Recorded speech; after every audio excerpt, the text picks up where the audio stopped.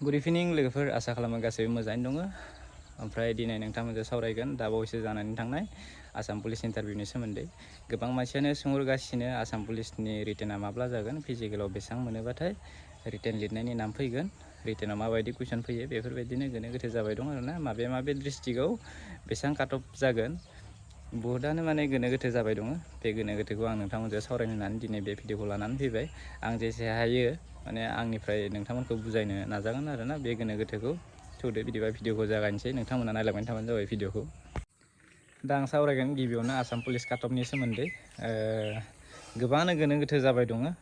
सोरबाया मोजां मार्क मोनदो, सोरबाया खम मार्क मोनदो।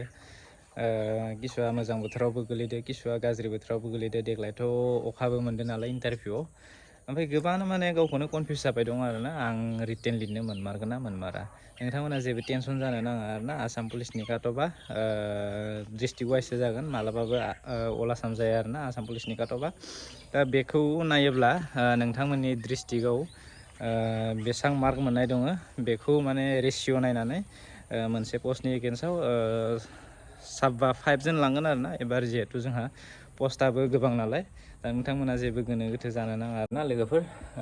फिजिकेलनि काट अफआ थाबैनो ओंखारनो हागौ, डिसेम्बरनि लास्ट उइक नङाबा जानुवारिनि फार्स्ट उइक। दा फिजिकेलनि काट अफ दिहुननाय लोगो लोगोनो जोंहा रिटेनाबो बांद्राय सम गैला। रिटेनाबो जासिगोनानो जोंना। रिटेनाबो जोंना फेब्रुवारियाव 99% जानायनि चान्स दं आरोना। दा बे हिसाबखौ नायोबा नोंथांमोननि आखायाव माने टाइमा बुहुत खम। नोंथांमोना दा टाइमखौ ओरैनो स्पेन्ड खालामनो नाङा आरोना। दानिफ्रायनो बिजाबफोरखौ नायहोलांबाय था। बांद्राय आसाम पुलिसनि एग्जामाव बांद्राय हार्ड कुइसन फैया, ओरैनो नर्मेलानो फैयो। सिलेबास हिसाबै नायबानो जाबाय। जोंहा सिलेबास हिसाबै नायोब्ला जोंहा सिलेबासाव दङ जेनेरेल नलेज दङ, मेथ्स दं, रिजनिं दं आरो ग्रामार। लोगोसे कारेन्ट एफेयारखौबो एड खालामफायो आरोना आसाम पुलिसाव। ओरैनो माने इजि कुइसन फैयो, बांद्राय गोरा फैया। एगजाम्पल जेरै आसामाव मोनबेसे डिस्ट्रिक्ट दं बेफोरबायदि सिस्टेम आरोना कुइसनफोरा, बांद्राय गोरा फैया। नोंथांमोना फरायबानो बेफोरखौ हाजोबगोन आरोना। मेथ्सफोरखौ नायबानो जाबाय, मेथ्सफोरखौ नाय, मेथ्सफोरखौ एभारेज नाय, प्रफिट एन्ड लस नाय, टाइम एन्ड डिस्टेन्स, बेफोरनो फैयो आरोना। बांद्राय गोरा कुइसन फैया, नोंथांमोना हाखागोन बेखौ। दानिफ्राय नोंथांमोना गावबा गावनि केरियारखौ फकास खालामनोबा दानिफ्रायनो एसे हार्ड वर्क खालामबाय थाबानो जाबाय।